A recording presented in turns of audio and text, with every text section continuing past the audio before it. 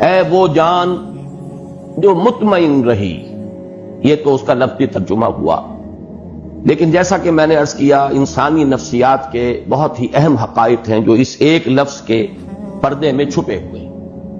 یہ وہ مضامین ہیں جو میں نے اپنے درس کے دوران مختلف مواقع پر بیان کیے ہیں، لیکن جیسے میں نے اس سال اپنے تنظیم اسلامی کے سالانہ اجتماع میں بھی اور انجمن کے محاضرات میں بھی کوشش کی کہ بعض جو بنیادی اور اہم مضامین ہیں ہمارے دین کے اور قرآن حکیم کے جو بنیادی تھیمز ہیں ان پر میں نے اپنی سوچ کو اپ ڈیٹ کیا، اور آخری جو نتائج ہیں آج کی تاریخ تک وہ میں نے گویا کہ کوشش کی کہ میں انہیں ایک ترتیب کے ساتھ بیان کروں۔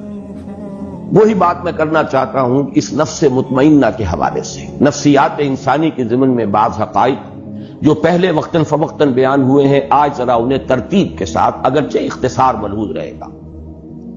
سب سے پہلے یہ نوٹ کیجئے کہ نفس کا لفظ قرآن مجید میں 3 معنی میں آیا ہے۔ ایک اس کے معنی ہے کوئی شخصیت، مکمل شخصیت، کسی کی ذات پوری کی پوری ذات۔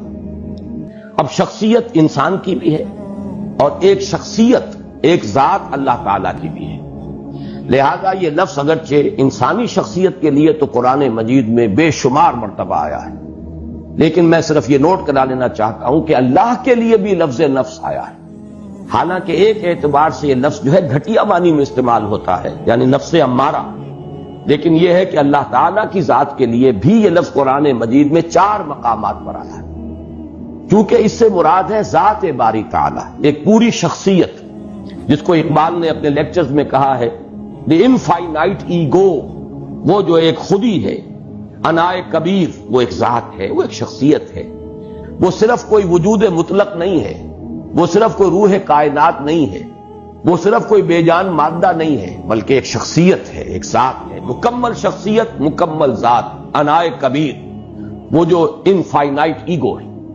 چنانچہ یہ نوٹ کر لیجئے سورہ آل عمران کی آیات نمبر 28 اور نمبر 30 میں 2 مرتبہ یہ الفاظ آئے وَيُحَذِّرُكُمُ اللَّهُ نَفْسَهُ، اللہ ڈراتا ہے تمہیں اپنی ذات سے، یعنی اللہ کی ذات سے، اللہ تعالیٰ تمہیں ڈرا رہا ہے کہ اس سے ڈرو، مجھ سے ڈرو۔ یہاں پر اللہ کی ذات کے لیے 2 مرتبہ نفس کا لفظ آیا وَيُحَذِّرُكُمُ اللَّهُ نَفْسَهُ۔ اسی طریقے سے سورہ انعام میں بھی 2 جگہ پر، آیت نمبر 12 ہے اور آیت نمبر 54۔ آیت نمبر 12 میں فرمایا کتب علی نفسہ الرحمہ، اللہ تعالیٰ نے اپنی ذات پر واجب کر لی ہے رحمت، رحمت کو اس نے اپنی ذات پر، اپنے آپ پر واجب کر لیا۔ یہ میں اس لیے مثال دے رہا ہوں کہ اپنا آپ، اپنی ذات، اس کے لیے انسانوں کے لیے تو بے شمار مرتبہ لفظ نفس آیا ہے قرآن مجید میں، لیکن ذات باری تعالیٰ کے لیے بھی لفظ نفس کا اطلاق 4 جگہ ہے۔ سورہ انعام کی آیت نمبر 54 میں فرمایا کتب ربکم علی نفسہ الرحمہ، تمہارے رب نے اپنی ذات پر، اپنے آپ پر رحمت واجب کر لکھ لی۔ تو یہ 4 مقامات ہیں قرآن مجید کے جن میں ذات باری تعالیٰ پر بھی لفظ نفس کا اطلاق ہے۔ اور ایک اس وقت ذہن میں آیا ہے کہ یہ نوٹ کرا دوں کہ یہ اصول میں نے بارہا عرض کیا ہے کہ اہم مضامین قرآن مجید میں 2 دفعہ ضرور آتے ہیں۔ اب دیکھیے یحذرکم اللہ نفسہ 2 جگہ آ گیا، ایک ہی صورت میں سورہ آل عمران میں کتب علی نفسہ الرحمہ یا کتب ربکم علی نفسہ الرحمہ، یہ بھی 2 مرتبہ آ گیا سورہ انعام۔ تو ایک مفہوم تو لفظ نفس کا ہے کسی کی شخصیت، کسی کی ذات، پوری کی پوری شخصیت پر لفظ نفس کا اطلاق۔ دوسرے معنی میں انسان کی شخصیت کے حیوانی پہلو پر اس لفظ کا اطلاق ہوتا ہے۔ اب اس کے پیچھے وہ پورا فلسفہ جو میں بارہا بیان کر چکا ہوں کہ قرآن مجید سے جو رہنمائی ملتی ہے وہ یہ ہے کہ انسانی شخصیت کمپوزٹ ہے، مرکب وجود ہے انسان کا۔ ایک اس کا حیوانی وجود ہے، وہ خاکی الاصل ہے، زمین سے، مٹی سے، کرسٹ آف دی ارتھ سے جو ہے یہ وجود میں آیا ہے، کلے سے۔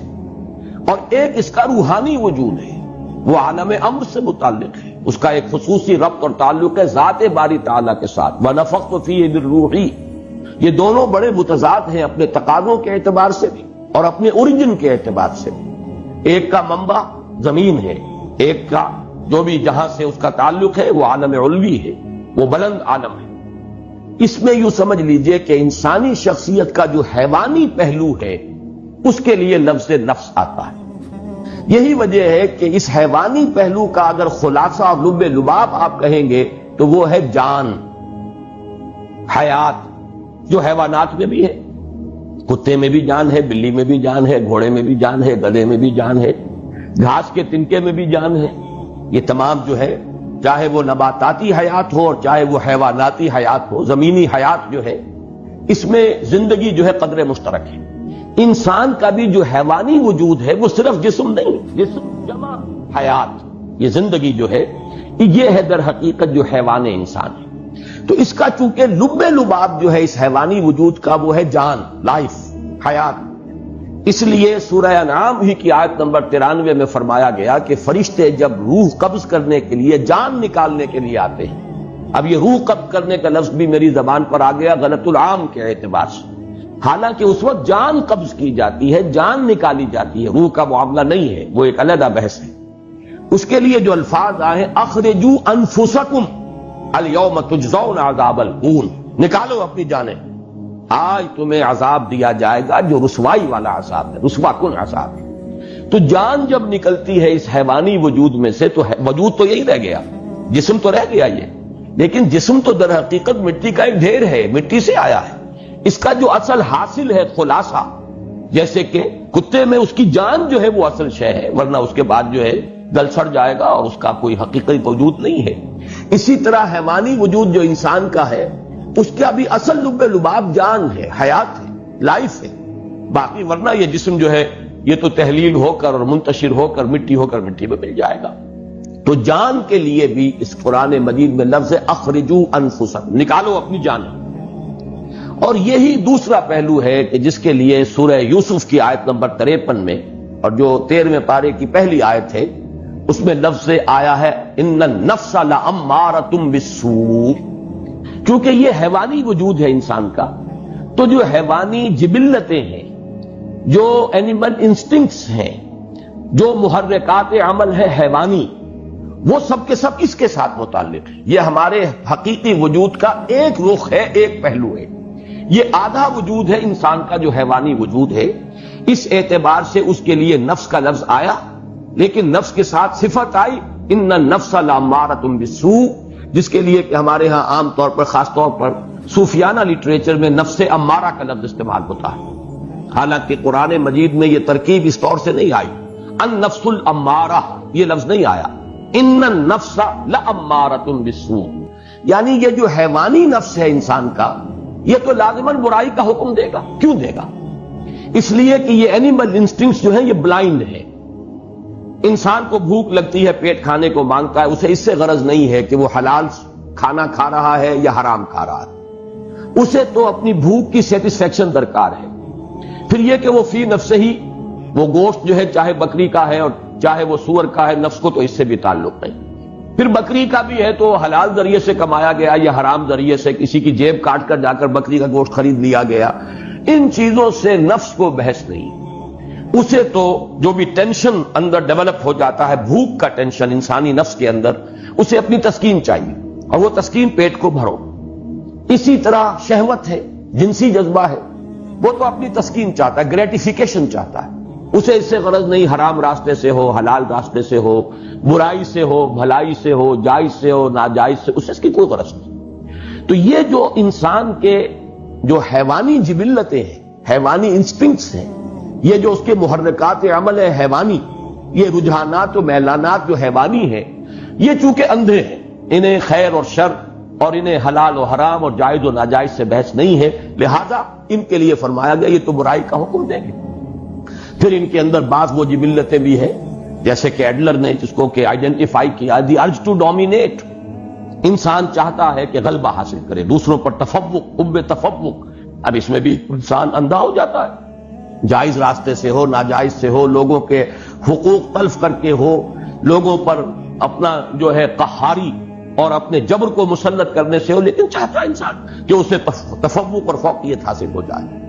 یہاں یہ نوٹ کر لیجئے کہ در حقیقت جدید نفسیات جو ہے وہ انسانی شخصیت یا نفسیات انسانی کے صرف اس پہلو سے بحث کرتی ہے، کیونکہ روحانی وجود اس کے دائرہ تحقیق و تفتیش سے خارج ہے۔ نظر آنے والا وجود یہی ہے ایکسپیریمنٹ کا اگر موضوع بن سکتا ہے یہی وجود بن سکتا ہے. آج کل کی سائیکالوجی جو ہے وہ ایکسپیریمنٹل سائیکالوجی ہے، وہ اس کا اصل اس کی اساس فزیولوجی پر ہے. علم عضویات جو ہے انسان کے جو اعضاء ہیں ان کا وظائف الاعضاء یہ اس کی بنیاد ہے، اور اس کے لیے سائنٹیفک اب تحقیقات ہوتی ہیں. نظریاتی پہلو اس میں بہت کم رہ گیا ہے، اصل جو ہے عضویاتی پہلو ہے اور سائنٹیفک اور حقائق کے پہلو. تو ظاہر بات ہے اس کا موضوع بنے گا انسان کا یہ حیوانی وجود. یہی ہے کہ جس کو آپ دیکھ سکتے ہیں، اس کی تحلیل کر سکتے ہیں، اس کا تجزیہ کر سکتے ہیں. تو یہ جو موضوع ہے جدید نفسیات کا، اس میں کوئی شک نہیں کہ ماننا پڑتا ہے کہ بہت سے ماہرین نفسیات جو ہیں، جدید نفسیات کے ماہر، انہوں نے واقعتاً بڑی گہرائی میں مشاہدہ کیا ہے. اگرچہ جو اس پر انہوں نے پھر جو نظریات ڈیولپ کیے ہیں، چونکہ یکرخا مطالعہ ہے ان کا، انسان کی پوری شخصیت تو ان کے موضوع غور و فکر کا موضوع ہی نہیں ہے. انسان کا جو روحانی وجود ہے وہ ان کے دائرہ تحقیق و تجسس میں آتا ہی نہیں، لہذا وہ یک طرفی بات ہے. جیسے کہ دجال کے بارے میں، فتنہ دجالیت کے بارے میں کہا کہ وہ یک طرفہ ایک ترقی ہے انسان کی. مادی علم کی ترقی ہو رہی ہے، ٹیکنالوجی کی ترقی ہو رہی ہے، روحانیات و اخلاقیات جو ہیں وہ پستی میں چلے جا رہے ہیں. ایک آنکھ والا معاملہ ہے، وہ آنکھ خوب کھلی ہوئی ہے. چاہے وہ فرائیڈ ہو، چاہے وہ ایڈلر ہو، چاہے وہ میکڈوگل ہو، چاہے وہ ینگ ہو، چاہے وہ مارکس ہو، ان تمام مفکرین نے نفسیات انسانی کا جو جائزہ لیا ہے تو ایکویٹی آف آبزرویشن جس کو ہم کہیں گے، ایکویٹی آف ویژن، دیکھا بہت ہے، بہت ایکیوٹلی مشاہدہ کیا، اس میں کوئی شک نہیں. لیکن یہ کہ اس پر پھر جو نظریات انہوں نے بنائے ہیں میں ان کی تائید نہیں کر رہا. اس وقت جو تحسین کر رہا ہوں وہ صرف ان کے گہرے مشاہدے کی. لیکن یہ کہ یہ بات نوٹ کر لیجئے کہ ان کا یہ سارا مطالعہ انسان کی حیوانی نفسیات سے متعلق ہے. انسان کی اصل انسانی نفسیات جن کو ہم کہہ سکتے ہیں کہ وہ انسان کے روحانی وجود سے متعلق ہیں، اس کے ضمن میں وہ در حقیقت ان کی تحقیق اور جستجو کا میدان ہے ہی نہیں. اب تیسری بات نوٹ کیجئے کہ اصلاً اسلام اور قرآن نے جو ہدایت ہمیں دی ہے اس کے بارے میں پہلی بات تو میں عرض کر چکا ہوں کہ یہ کمپوزٹ وجود ہے، حیوانی وجود اور ایک روحانی وجود. لیکن قرآن سے ہمیں یہ معلوم ہوتا ہے کہ ایک حقیقت اور ہے انسان کے اندر جو ان دونوں کے بین ہے. انسان کا ایک وجود روحانی وجود، ایک حیوانی وجود. حیوانی داعیات، حیوانی محرکات، حیوانی رجحانات، حیوانی میلانات، حیوانی محرکات عمل، روح، اس کے تقاضے، اس کی پل، وہ بلندی کی طرف لے جانا چاہتی ہے انسان کو، یہ پستی کی طرف لے جانا چاہتے ہیں انسان کو. لیکن ان دونوں کے مابین ایک پل اپورڈ ہے، ایک پل ڈاؤن ورڈ ہے. دونوں کے مابین ایک اور لطیف حقیقت ہے انسانی وجود کی جس کو کہا جاتا ہے قلب. اب یہ لطیف حقیقت کا جو لفظ میں نے استعمال کیا ہے، صوفیہ اسی کو استعمال کرتے ہیں لطائف ثلاثہ کا میں قائل ہوں کہ قرآن مجید سے مجھے ان کا ثبوت ملا ہے. بعض صوفیہ نے لطائف خمسہ، لطائف ستہ، وہ اور بھی کچھ چیزیں ہیں کہ جن پر گفتگو کی ہے. لیکن بہرحال میں یا تو یہ کہ یہ سمجھ لیجئے کہ میں اپنے قصور فہم کا اعتراف کر رہا ہوں. بہرحال مجھے قرآن مجید کے اندر ان کا سراغ نہیں ملا. نفس جس کے میں چھو چکا، اور جدید ماہرین نفسیات کی ساری گفتگو، بحث، تفتیش، تجسس وہ صرف اسی سے متعلق. لطیفہ روح جو بلند ہے اور لطیفہ قلب. اب میں آپ کو پہلے یہ عرض کر دوں کہ ان کا ایک بڑا ہی ایک ربط قائم ہوتا ہے جو فرائیڈ نے جو 3 لیولز معین کیے ہیں انسانی شخصیت کے. اور یہ میں نے جیسا کہ ابھی عرض کیا کہ میں اس کے مشاہدے کی گہرائی کا اور ایکویٹی آف آبزرویشن کا بہت قائل ہوں. اگرچہ جو نظریات اوپر اس نے بنائے ہیں وہ بڑے گمراہ کن ہیں، لیکن بنیادی آبزرویشن صحیح ہے. انسانی نفس میں اس کے محرکات کے اعتبار سے 3 لیولز آئیڈینٹیفائی کیے فرائیڈ نے. لوئسٹ ہے اڈ اور لیبیڈو. اڈ یا لیبیڈو یہ کیا ہے؟ یہ حیوانی جبلتیں، حیوانی تقاضے، انسان کا جو حیوانی وجود ہے اس کا جو میلان ہے، اس کا جو رجحان ہے، یہ کیا ہے؟ اڈ اور لیبیڈو، جس کا تعلق ہے بطن سے، فرج سے، حیوانی تقاضوں سے. اس سے بلند تر سطح پر وہ کہتا ہے ایگو، خودی. کوئی اور شے ہے جو کنٹرول کرتی ہے لیبیڈو کو، اڈ کو، لیبیڈو کو کنٹرول کرنے والا کوئی ہے انسان کے اندر جس کو وہ ایگو سے تعبیر کرتا. اور اس سے اوپر ایک اور شے کو آپ نے مشاہدہ کیا اور اس کو وہ تعبیر کرتا ہے سپر ایگو. اس ایگو سے اوپر بھی ایک ایگو ہے، ایک اور بلند تر خودی ہے ایک خودی عام ہے اور ایک خودی اس سے بھی بلند ہے، سپر ایگو۔ اس سپر ایگو کی جو توجیہ اس نے کی ہے وہ گمراہ کن ہے، لیکن میں جو اس وقت اس کی طرف تعریف کر رہا ہوں وہ اس اعتبار سے کہ 3 لیولز کو جو اس نے آبزرو کیا اور آئیڈینٹیفائی کیا، یہ بھی اس کے مشاہدے کی گہرائی جو ہے اور اس کے اوپر دلالت کرتا۔ ان لطائف ثلاثہ جو کورسپونڈنگلی قرآن مجید میں آئے ہیں وہ نفس امارہ یا حیوانی نفس، یہ ہے اِڈ یا لیبیڈو۔ ایگو یہ قلب ہے، لطیفہ قلب، اور سپر ایگو یہ در حقیقت لطیفہ روح ہے۔ یہ 3 لطائف ہیں انسان کے اندر۔ اب نوٹ کیجئے اس کو، روح کا مسکن ہے قلب، روح مکین ہے قلب کی، اور باقی پورا وجود حیوانی جو ہے وہ گویا کہ وہ انسان کے اِڈ یا لیبیڈو سے عبارت ہے، وہ نفس امارہ ہے۔ اب قرآن مجید جو ہمارے سامنے حقائق بیان کرتا ہے ان کو اگر اس ترتیب سے میں بیان کروں تو یوں ہے کہ قلب منبع ارادہ ہے۔ ہمارے وجود میں ارادہ جو ہے اس کا منبع اور سرچشمہ دل ہے، قلب ہے۔ وہ جو غالب نے کہا جانتا ہوں ثواب طاعت و زہد، پر طبیعت ادھر نہیں آتی، دل نہیں مانتا، دل نہیں راغب ہو رہا۔ دل مان جائے تو بس پھر تو ہر معاملہ درست ہو جائے گا۔ یہ دل جسے ہم کہتے ہیں یہ قلب منبع ارادہ ہے۔ البتہ اس قلب کے اوپر، اور دیکھیے لفظ قلب کیا ہے، قلب کا مادہ ہے جس کے معنی ہے بدلنا۔ جیسے اس دل کو میں نے بار عرض کیا ہے یہ ہمارے جسم کا ایسا عضو ہے، یہ قلب، اسے کبھی آرام نہیں ہے، باقی تمام اعضاء کو آرام ملتا ہے، ہمارے تمام خلیات جو ہیں انہیں آرام ملتا ہے، دماغ بھی آرام کرتا ہے، کم سے کم 2-3 گھنٹے سوتا ہے، نہ خواب دیکھتا ہے نہ کچھ اور سوچتا ہے، لیکن یہ کہ اس کے بعد اس کا آرام پورا ہو جاتا تو خواب دیکھنا شروع کر دیتا۔ آپ سو رہے ہیں لیکن خواب دیکھ رہا ہے، وہ دماغ چل پڑا اس کی مشین، لیکن کچھ عرصہ اسے آرام کا درکار ہے، سوائے اس قلب کے کہ اس کے آرام کا مطلب موت ہے، فزیکل ڈیتھ، لہذا یہ ہر وقت کبھی سکڑ رہا ہے اور کبھی وہ پھیل رہا ہے، اس کے لیے ہر وقت تبدیلی کی کیفیت ہے، تو اس سے بھی ایک اس کے لفظ کا مناسبت قائم ہوتی ہے اس کی حقیقت کے ساتھ۔ اس قلب کے اوپر 2 اثرات پڑتے ہیں، ایک طرف روح کے اثرات پڑ رہے ہیں اور دوسری طرف نفس امارہ کی پل ہے اس پر، اور اس کو صحیح تر تعبیر کریں گے ہم ایمانی حقائق کی روشنی میں کہ یہ قلب جو ہے اس کے اندر روح انسانی ہے جو روح ربانی ہے حقیقت کے اعتبار سے، نفخت فیہ من روحی۔ یا تو یہ قلب جو ہے شفاف آئینے کے مانند ہوتا ہے جس میں سے اس روح کے انوار چھن چھن کر پورے وجود کو نورانی بنا دیتے ہیں۔ نفس امارہ کی گرفت نہیں ہے قلب پر، بلکہ جو انوار روح ہیں، روح کے انوار وہ قلب کے آئینے میں سے، شفاف آئینے میں سے چھن چھن کر باہر آ رہے ہیں اور پورے وجود کو منور کر دیا۔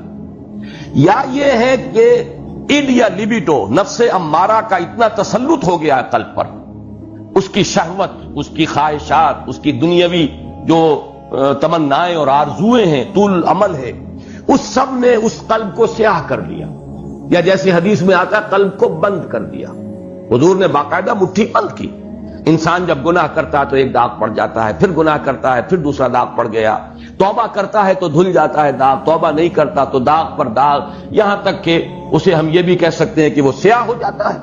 اگر سیاہ ہو گیا ہے تو اب روح جو ہے اندر دفن ہو گئی، اس کا نور اب نکل کر وجود انسانی میں سرایت نہیں کر سکتا۔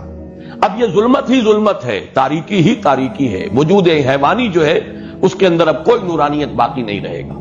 یہ ہے وہ کیفیت جس کو حضور نے فرمایا پھر دل بند ہو جاتا ہے، اور اسی کو قرآن کہتا ہے ختم اللہ علی قلوبہم وعلی سمعہم، جب کسی تھیلی کو بند کر دیتے تو اوپر مہر لگا دیتے، اب کوئی شے اس میں نہ نکلے گی نہ اس کے اندر داخل ہوگی۔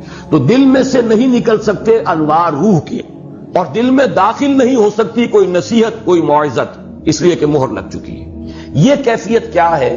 یہ وہ کیفیت ہے کہ قلب انسانی پر فیصلہ کن غلبہ ہو گیا ہے، جو حیوانی میلانات ہیں، ظلمات نفس ہیں، انہوں نے ایسا تسلط کر لیا ہے کہ یا تو یوں کہیے کہ اس پر کوٹنگ آ گئی ہے، سختی آ گئی ہے دل کے اوپر، یا وہ دل کا جو باہر کا حصہ ہے وہ اتنا سیاہ ہو گیا ہے، اتنا بند ہو گیا ہے دل کہ اب اندر جو روح ہے وہ دفن ہو کر رہ گئی۔ اس کو نوٹ کر لیجئے، لفظ دفن میں خاص طور پر استعمال کر رہا ہوں اس لیے کہ ذرا آگے ہم چلیں گے، قد افلح من زکاہا وقد خاب من دساہا. دسا یا دسو کے معنی ہے کسی شے کو دفن کر دینا.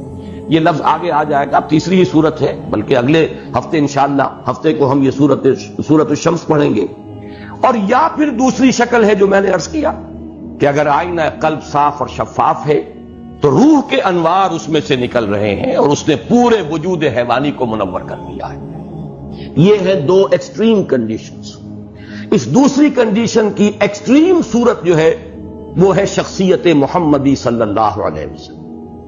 یہ نہیں تھا کہ آپ کے ساتھ نفس تھا نہیں، یہ نہیں تھا کہ آپ کے اندر جو ہے جسمانی تقاضے تھے نہیں، یہ نہیں تھا کہ آپ کو بھوک نہیں لگتی تھی یا آپ کے اندر جو ہے وہ جنسی تقاضا نہیں تھے، لیکن یہ کہ اس سب کے اوپر روح محمدی کے انوار ایسے فیصلہ کن طور پر غالب ہو چکے تھے کہ پورا وجود نورانی ہو چکا تھا. اس اعتبار سے حضور کو اگر نور مجسم کہا جائے تو مجھے کوئی اعتراض نہیں اس معنی میں.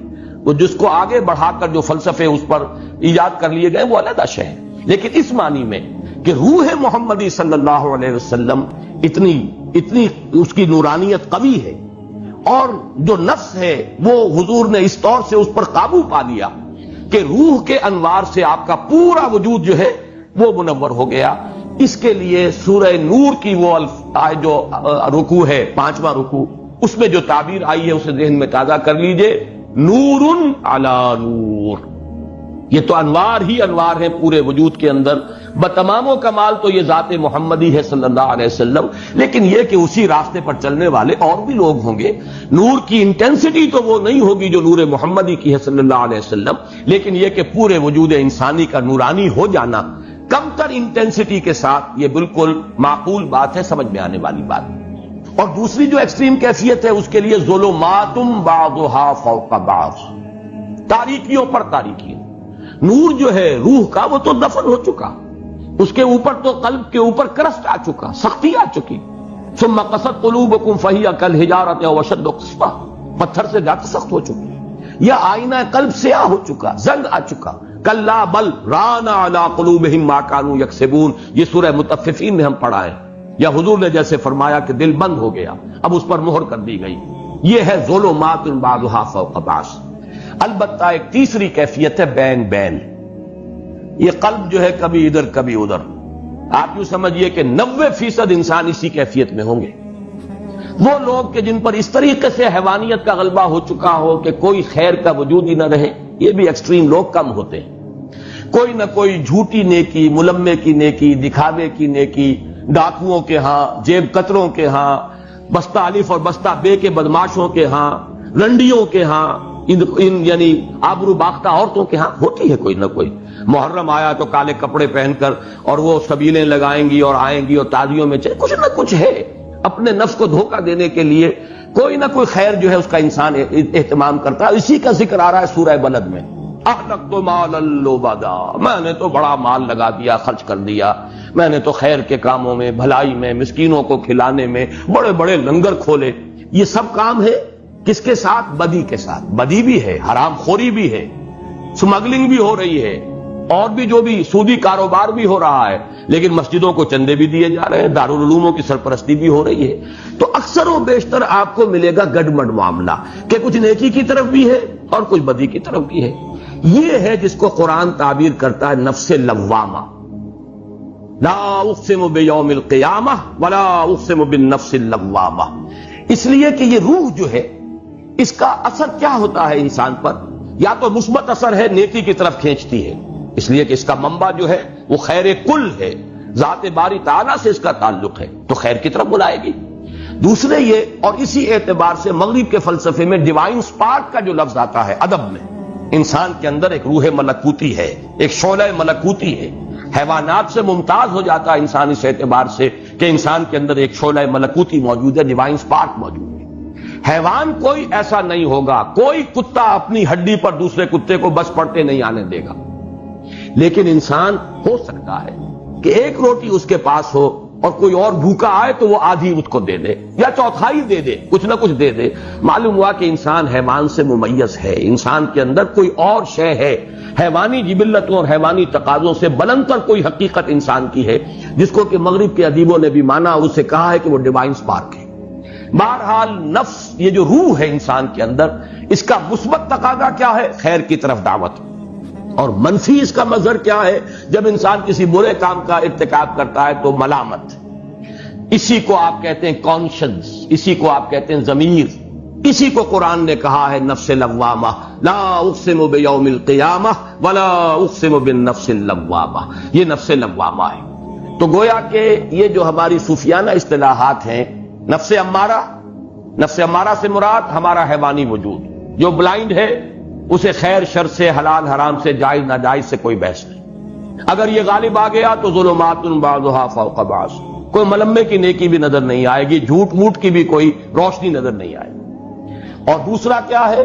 اگر انسان کچھ خیر کی طرف بھی چلتا ہے اپنی روح کے تقاضے کے تحت، اور اگر کوئی برا کام کرتا ہے، نفس کا غلبہ ہو گیا، شہوات کا غلبہ ہو گیا، خواہشات کا غلبہ ہو گیا، بری حرکت سرزد ہو گئی، تو پھر اندر سے وہ روح جو ہے ملامت کرتی ہے، وہ ضمیر جو ہے مائی کانشنس از بائٹنگ می، میرا ضمیر مجھے ملامت کر رہا، یہ نفس لوامہ ہے۔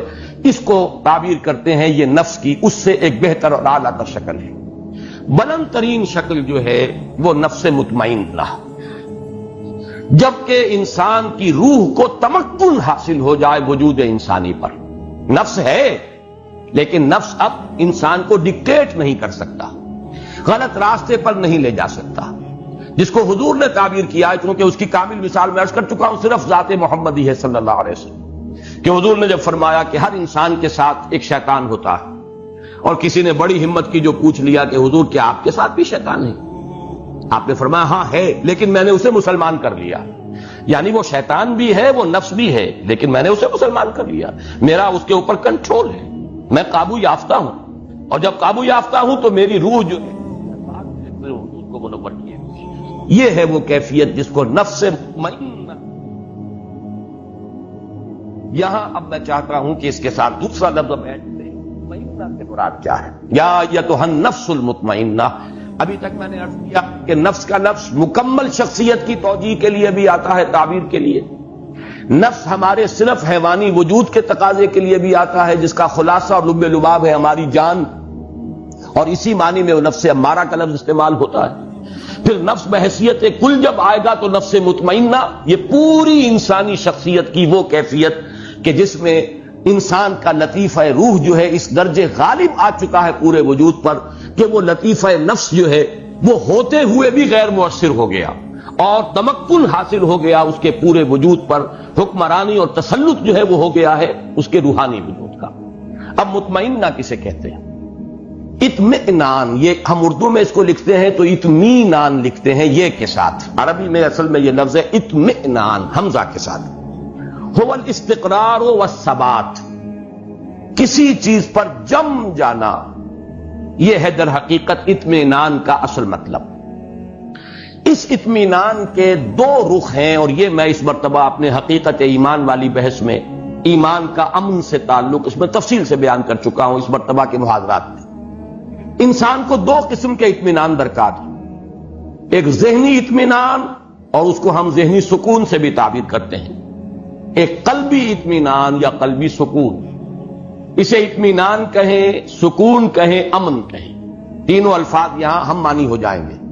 ذہنی اطمینان، قلبی اطمینان، ذہنی سکون، قلبی سکون، ذہنی امن اور قلبی امن۔ ذہنی امن کیا ہے؟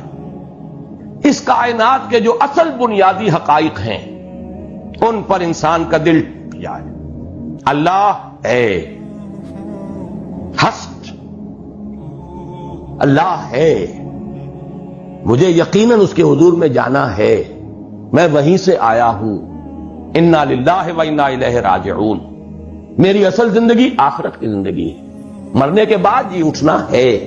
یہ جب ہے ہو جاتا ہے، اب اس میں شکوک نہ رہے، شبہات نہ رہے، وہ بات نہ ہو کہ ان نظن الا ظنا وما نحن بمستيقنين، گمان سا تو ہوتا ہے لیکن یقین نہیں ہوتا، یہ نہیں، بلکہ جسے کہا گیا سورہ حجرات میں انما المؤمنون الذين آمنوا بالله ورسوله ثم لم يرتابوا، پھر شک ہرگز نہ کرے۔ یہ ہے ذہنی اطمینان، انسان کو معلوم ہے میں کہاں سے آیا ہوں، کہاں جا رہا ہوں، مبدأ و معاد، جس کے لیے میں نے وہ شعر سنایا بارہا کہ اگر یہ انسان کو معلوم نہیں تو اس کی مثال اس بے لنگر کے جہاز کی سی ہے. ایک ایسا مسافر جسے یہی معلوم نہیں میں چلا کہاں سے تھا، میرا گھر کہاں ہے اور جا کہاں رہا تھا، جس کی یادداشت کہیں میموری جو ہے اس کی کہیں اثناء سفر میں اس کی زائل ہو گئی، اسے یاد ہی نہ رہا. اس کی کیفیت کیا ہے؟ نہ ہاتھ باغ پہ ہے نہ پا ہے رکاب میں. البتہ یہ کہ وہ رخش عمر جو ہے وہ چل رہی ہے، رو میں ہے رخش عمر، کہاں دیکھیے تھمے، کیا معلوم کہاں جا کے رک جائے گی. یا جس کی بہتر تعبیر یہ ہے کہ نہ ابتدا کی خبر ہے نہ انتہا معلوم، رہا یہ وہم کہ ہم ہیں تو یہ بھی کیا معلوم. یہ اسکیپٹسزم ہے، ایگنوسٹسزم ہے، لا ادریت ہے، ارتیابیت ہے، اس شکوک ہیں، شبہات ہیں، کسی شے پر یقین نہیں. یہ ذہنی خلجان ہے انسان کا. اور قلبی اطمینان کیا ہے؟ قرآن مجید کی اصطلاح میں اس کا نام ہے زوال خوف و حزن. نہ خوف رہے نہ حزن رہے. کچھ نہیں ہوگا جب تک کہ اللہ کا اذن نہ ہو. وہ میرا مولا ہے، وہ مولانا، تو کس بات کا خوف؟ جو ہوگا خیر ہوگا، اس لیے کہ بیدک الخیر، اللہ کے ہاتھ میں خیر ہی خیر ہے، تو ڈر کس کا؟ اور جو کچھ ہوا اس کے کیے سے ہوا، اس کے فیصلے سے ہوا، اس میں یقیناً خیر ہے. راضی برضائے رب، اللہ کی رضا پر انسان راضی ہے. زوال خوف و حزن یہ ہے قلب کا اطمینان. تو نفس مطمئنہ اصل میں اسے کہا جائے گا. یہ در حقیقت معرفت اور ایمان ہی کی انٹینسٹی کا نام ہے. اسی کے لیے دوسری اصطلاح احسان ہے. احسان اس کا عملی پہلو ہے اور اس کی داخلی کیفیت جو ہے وہ اطمینان والی، ذہن بھی مطمئن اور دل ٹھکا ہوا، دل بھی قائم. اس کے اندر خوف اور حزن کے کیفیتیں جو ہیں وہ سوائے جیسے کہ میں نے کل عرض کیا تھا ایک طبعی سا اثر. اگر کسی چیز نے کاٹا ہے، ایک دم ہاتھ جو ہے آپ کا ہل گیا، درد محسوس ہوا، ٹھیک ہے، یہ طبعی اثر ہے اس کا، لیکن نفسیاتی اثر نہیں کہ اس کی وجہ سے کوئی غم لاحق ہو جائے، کوئی انسان کے اوپر جو ہے مایوسی کی کیفیت طاری ہو جائے، کوئی زبان سے اللہ کے لیے شکوہ اور شکایت کے الفاظ نکل جائے، نالا و شیوت، یہ نہیں، بلکہ یہ کہ اس کے اوپر ضبط ہے مکمل. یہ ہے در حقیقت زوال خوف و حزن. الا ان اولیاء اللہ لا خوف علیہم ولا هم یحزنون. تو اب یوں سمجھیے کہ لفظ احسان، لفظ مرتبہ ولایت، الا ان اولیاء اللہ لا خوف علیہم ولا هم یحزنون، یہ دونوں مساوی ہیں نفس مطمئنہ کی. جو کیفیت اس لفظ احسان میں ہے، جو کیفیت مرتبہ ولایت کی ہے، وہی نفس مطمئنہ ہے. البتہ اب آخری بات جو اس کے لیے میں عرض کرنا چاہتا ہوں وہ یہ ہے، اس صورت میں خاص تعلق کیا ہے اس نفس مطمئنہ کا. یا ایتھا النفس المطمئنہ، اس کا تعلق اس صورت کے ساتھ کیا ہے وہ نوٹ کر لیجئے. اب میں نے عرض کیا تھا اس سورہ مبارکہ یعنی سورۃ الفجر کی بنیادی مرکزی اہم ترین آیات کیا ہیں؟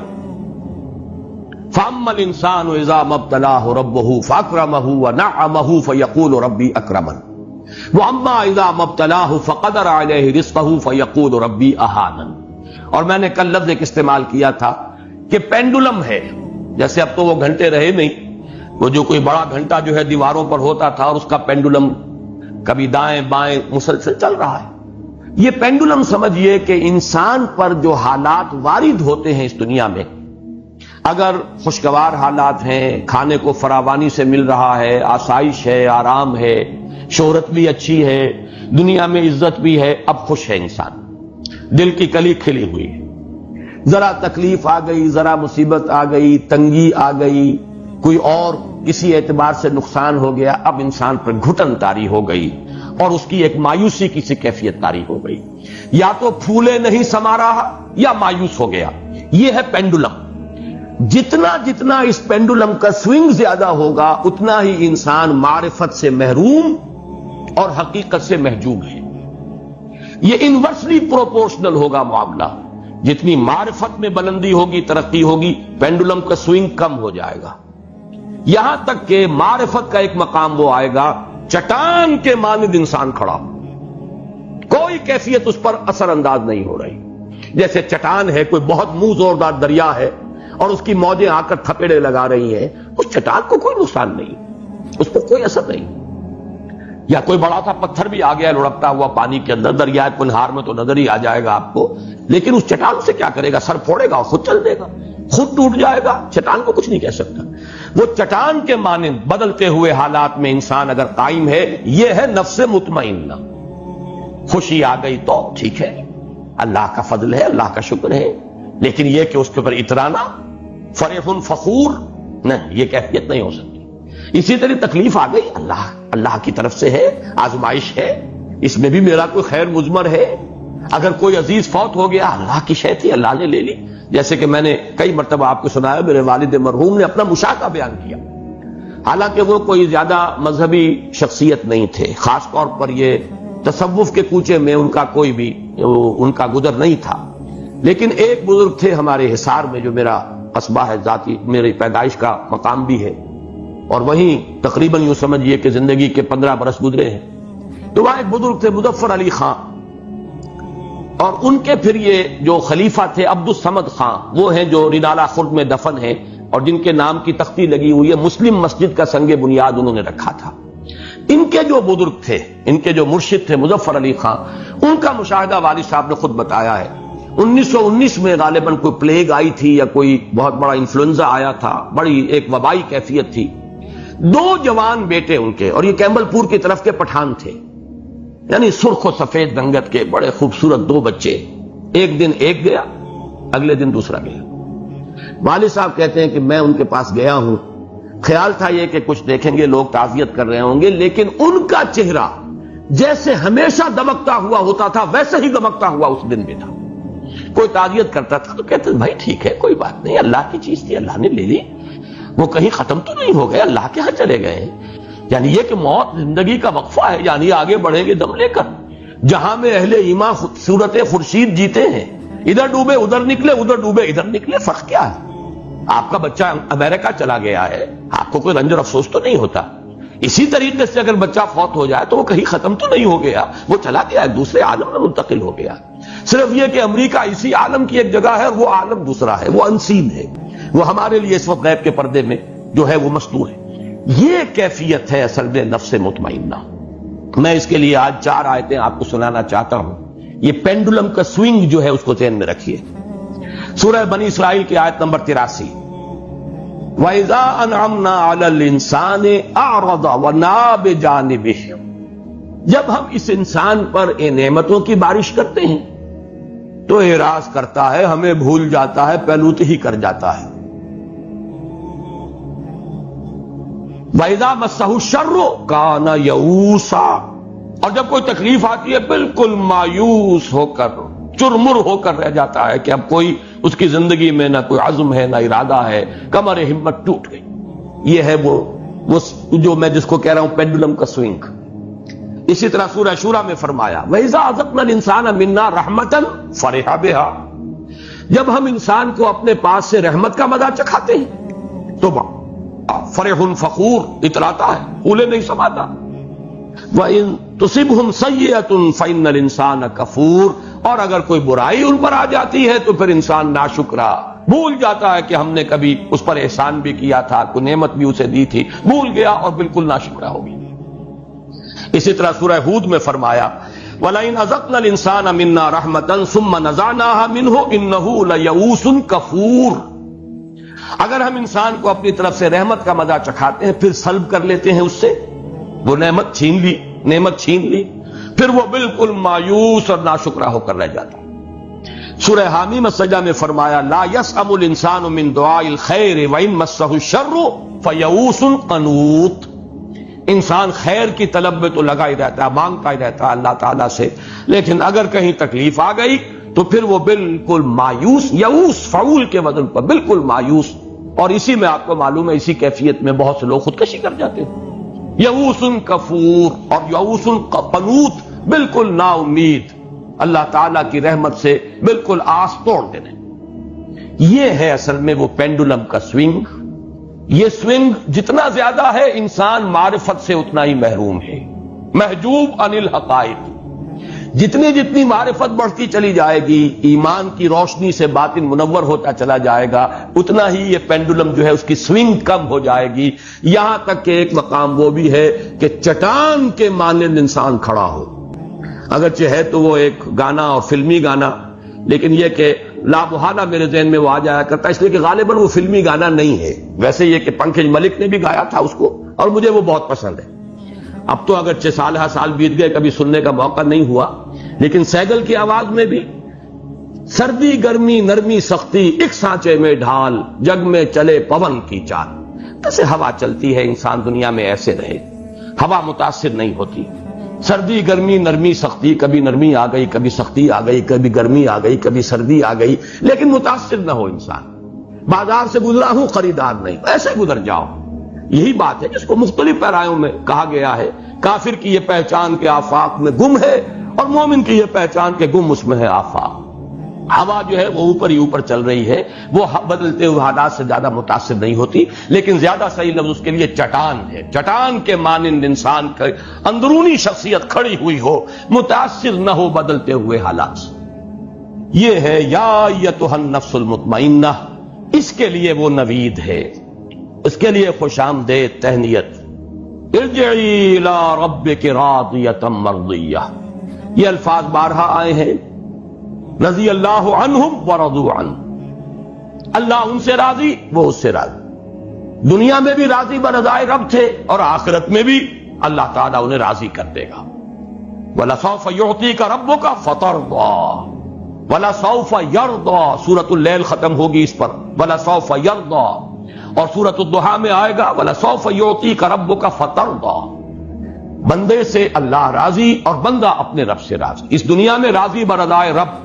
بروں کشید ز پیچا کے ہست و بود مرا، چے اقدہا کے مقام رضا کشود مرا. دنیا میں اللہ کی رضا پر راضی رہو گے، اللہ وہاں تمہیں راضی کر دے گا. یہ یا ایتھا النفس المطمئنہ